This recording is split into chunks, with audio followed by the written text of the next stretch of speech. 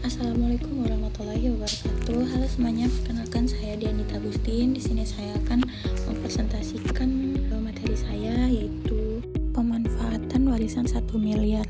Kalau seseorang mendapatkan warisan sebesar 1 miliar, hal pertama yang perlu dipikirkan bukanlah langsung dihabiskan atau ditaruh di satu tempat saja, tapi bagaimana cara mengelola supaya tetap bertahan dan bahan bisa berkembang.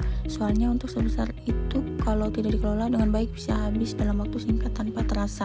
Menurut saya, pendekatan yang paling masuk akal adalah membagi dana tersebut ke beberapa kebutuhan seperti dana darurat, investasi, dan pengembangan diri atau usaha. Nah, pada slide ini kita akan menentukan tujuan, yaitu di mana ada jangka pendek dan jangka panjang. Tujuan jangka pendek biasanya berkaitan dengan kebutuhan dalam waktu 1-3 tahun seperti biaya pendidikan, membeli kendaraan, atau mempersiapkan dana darurat. Sedangkan tujuan jangka panjang lebih berfokus pada kestabilan dan pertumbuhan finansial di masa depan, seperti membeli rumah, membangun usaha, atau menciptakan sumber passive income. Nah, pada saat ini kita akan membuat pembagian dana, yang dimana ada 15% dana darurat, 55% investasi, dengan 30% pengembangan diri usaha.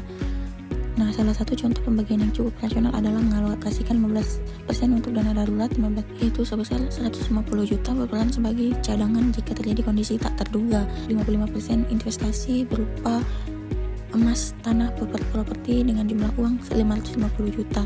Dan yang terakhir 30% pengembangan diri atau usaha, yaitu 300 juta. Ini berisi tentang usaha sembako, peternakan, jual beli kendaraan juga. Tanpa adanya dana darurat, seseorang berisiko mengalami gangguan finansial yang bisa berdampak pada rencana keuangan secara keseluruhan.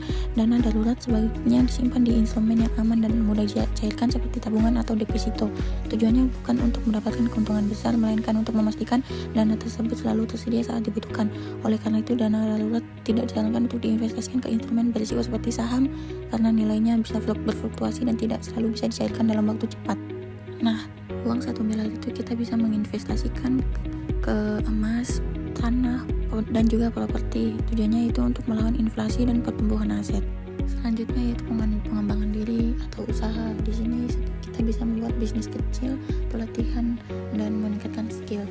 Kita dapat mengontrol gaya hidup. Yang pertama, kita dapat menghindari pemborosan. Yang kedua, prioritaskan kebutuhan dan jangan FOMO. Mengontrol gaya hidup merupakan salah satu tantangan terbesar dalam mengelola warisan, terutama ketika seseorang tiba-tiba memiliki dana dalam jumlah besar seperti 1 miliar. Dalam banyak kasus, peningkatan jumlah uang seringkali diikuti dengan peningkatan gaya hidup, seperti membeli barang-barang mewah, seringkali makan tempat mahal, atau mengikuti tren yang sebenarnya tidak terlalu dibutuhkan. Jika hal ini tidak dikendalikan, maka dana yang harus bisa bertahan lama justru akan cepat habis tanpa memberikan manfaat yang jangka panjang. Nah, dari seluruh aspek dalam pengelolaan warisan sebesar 1 miliar, hal yang paling penting sebenarnya terletak pada mindset dan kejelasan tujuan keuangan. Keduanya menjadi fondasi utama yang akan menentukan arah dari setiap keputusan finansial yang diambil. Tanpa adanya tujuan yang jelas, seseorang cenderung menggunakan uang secara tidak terarah, bahkan berpotensi menghabiskannya untuk hal-hal yang bersifat konsumtif dan tidak memberikan nilai jangka panjang. Itu saja materi dari saya. Bye-bye guys.